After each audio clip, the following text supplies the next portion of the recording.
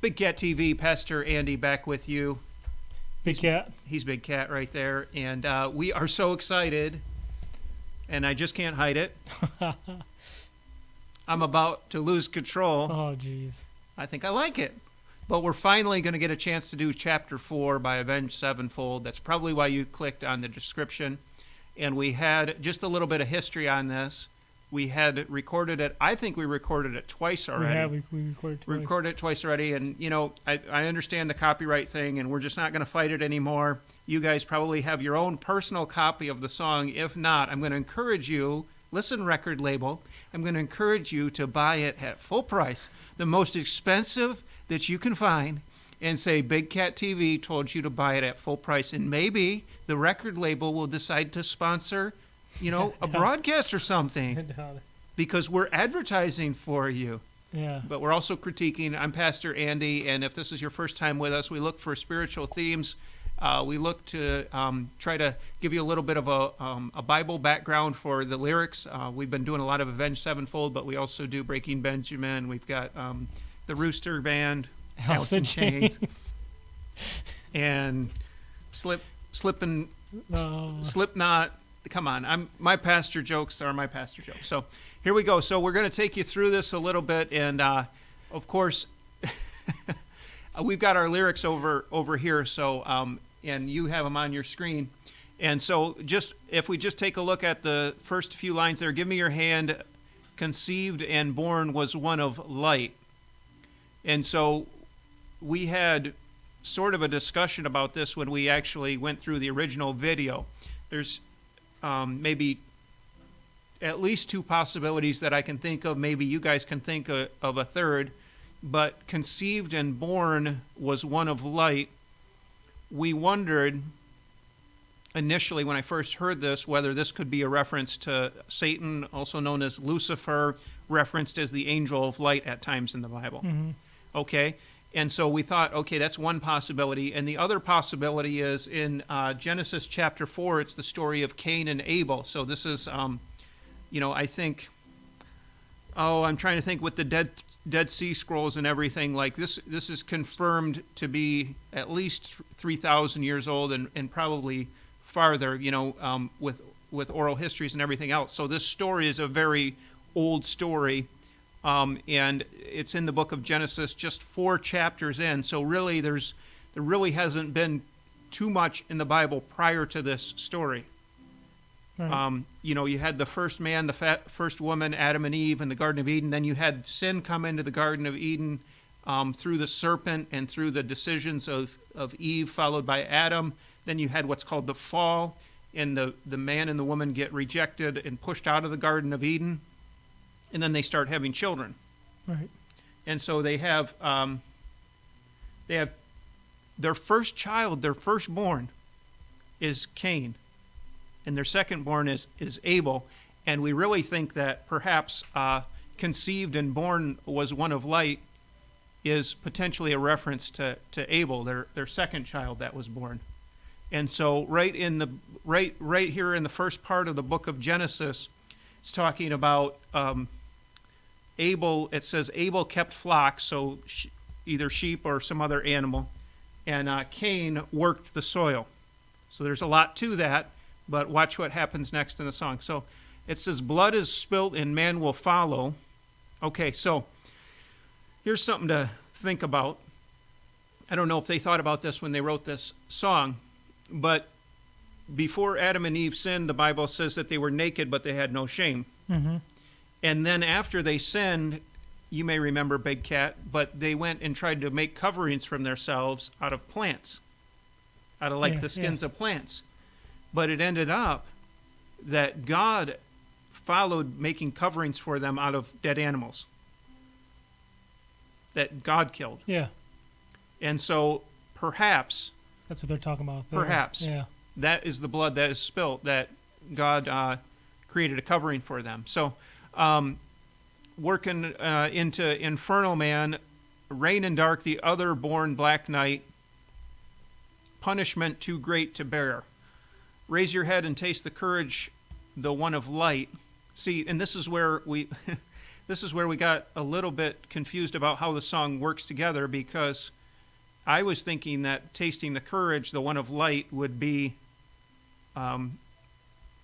remember, Satan is always coming in, and in the first story of the fall, he came in and tricked Eve into thinking he was actually telling her the right thing to do. So I'm not sure if that's what's going on here. But watch this. Okay, this is out of Genesis 4, verse 4. I know we're going to read a little bit of the Bible just to give you a context on the song here. But Abel brought fat portions from some of the firstborn of his flock. The Lord looked on with favor on Abel and his offering, but on Cain and his offering he did not look with favor. So Cain brought vegetables, fruits of the soil, it says, for the offering, and Abel brought,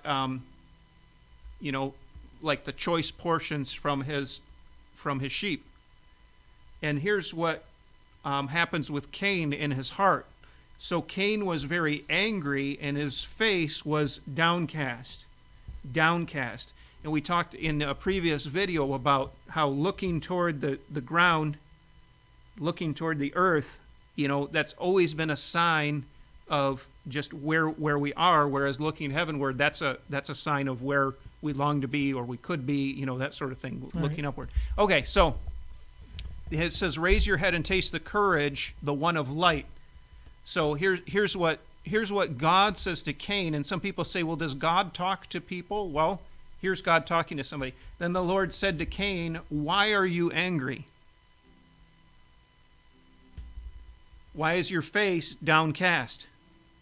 Okay, so think about it this way.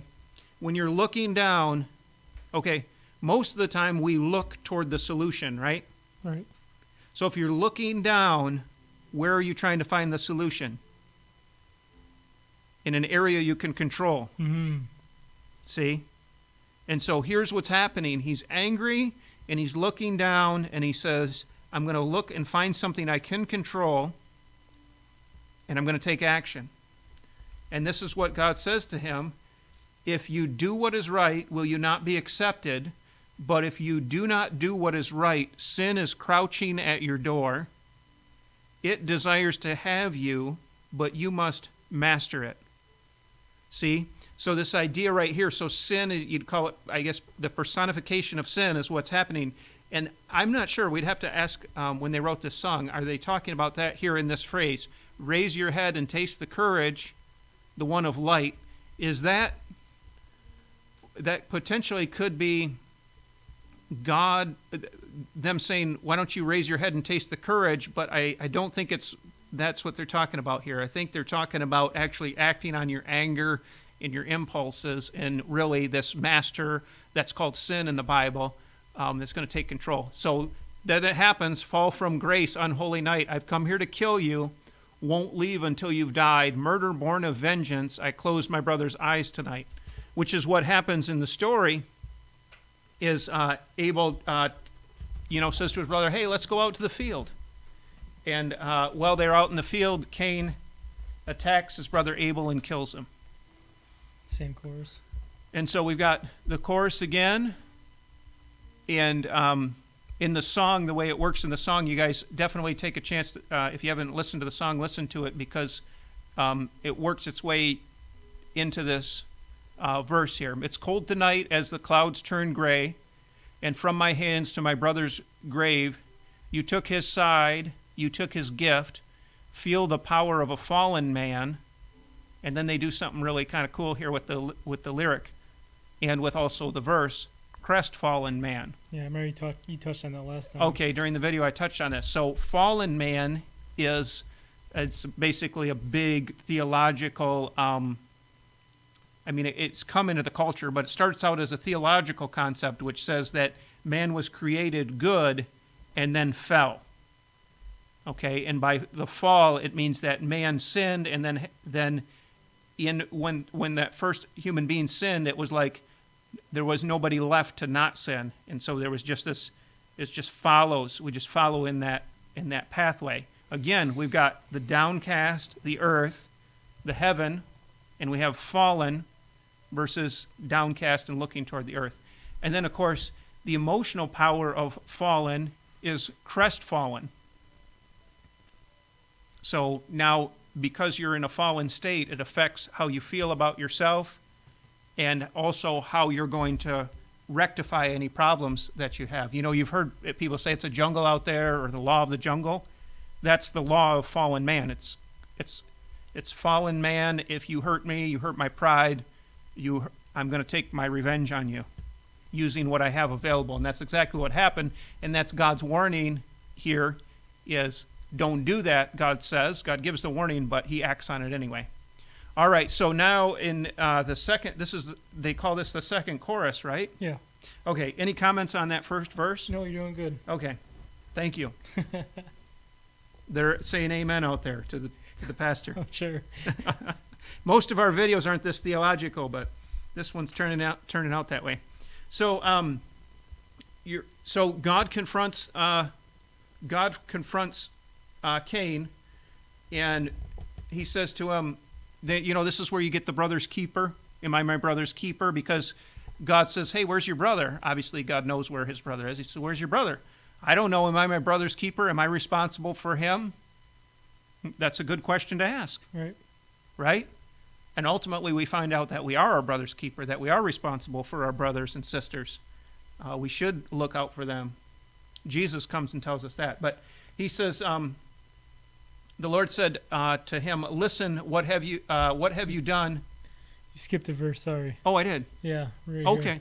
Yeah, no, I'm going there. Okay. Yeah, I'm going to far away. Yep. Okay. And so and God says, look, your brother's blood cries out to me from the ground. Now you are under a curse.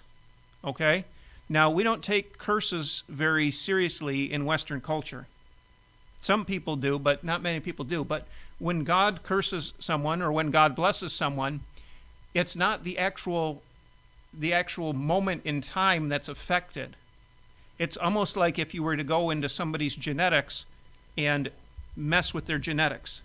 So it would affect their ability for the rest of their life, their ability to, to function and to do well. And God placed a curse on the creation. He's done different things throughout time, but when God curses something, it impacts the ability to be successful. Just as when he blesses something, it impacts the ability to be unsuccessful. I'm going to say that again. So if God blesses something, it makes it so that even if there's a mistake made or something like that, there still can be success out of that.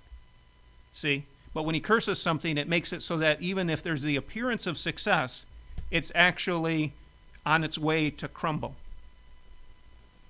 Okay? So now you're under a curse and driven, and we don't understand that because we're here for maybe 100 years at the most, and we don't see how things are, coming through in time, and we look around. I remember when this got my attention the most, we live in Michigan, and used to say General Motors on the Renaissance building in Michigan. I don't know if it still does or not. The Renaissance Tower, it's like a 600-foot tower. And I looked at that thing, and I thought, wow, they look really powerful. And then all of a sudden I opened up the newspaper, looked on the internet, and General Motors was bankrupt. You see what I'm saying? So they built this massive building or paid the mortgage or whatever on this building, and yet they're bankrupt. Yeah. So they have the appearance of power and success, but they don't have any money. They don't have anything really. Okay, and some of these other major companies that have gone under. So here's what the curse is. It says, when you work the ground, it will no longer yield its crops for you. You will be a restless wanderer on the earth. Okay? And Cain said to the Lord, my punishment is more than I can bear. And this is the part we're getting into on course 2 here. Today you are driving me from the land, and I will be hidden from your presence. I will be a restless wanderer on the earth, and whoever finds me will kill me. But the Lord said to him, not so. If anyone kills Cain, he will suffer vengeance 7 times over, Yep. sevenfold. Then the Lord put a mark on Cain so that no one who found him would kill him. So I want to talk about, let's read the verse. Far away in this land I must go. out of the sight of the one, a punishment sent from his hands, a hardship that no one should know. Now go out of sight of the one, away in this land you must go. So what are the two, or what are the things that Cain is afraid of? Loneliness. Yeah, being away from God, even though, you remember how the story started with him being mad at Abel, but he was really mad at God in a way for not accepting his sacrifice. Mm-hmm. So a lot of this music that we listen to with Avenged Sevenfold is this dialogue with God. And here's what's really neat about this is God continues the dialogue with Cain. He warned him, don't do the wrong thing. But even after he warned him to not do the wrong thing, he did the wrong thing anyway. God had mercy on him by putting this mark on him. So he says, there's going to be a consequence, but I'm going to put this mark on you so that no one's going to kill you. And Cain's fear is of being out of the presence of God and being a wanderer on the earth and eventually being killed. So verse 2 goes back in the Bible into those verses we read before. Where has he gone? What have you done? A voice commands from high above this earth. From the soil his blood cries out to me. Murder, liar, vengeance, deceit. And we talked about this, that all of this is encapsulated in what Cain has done. And if we really are honest about it, this is our reaction when jealousy comes into our lives.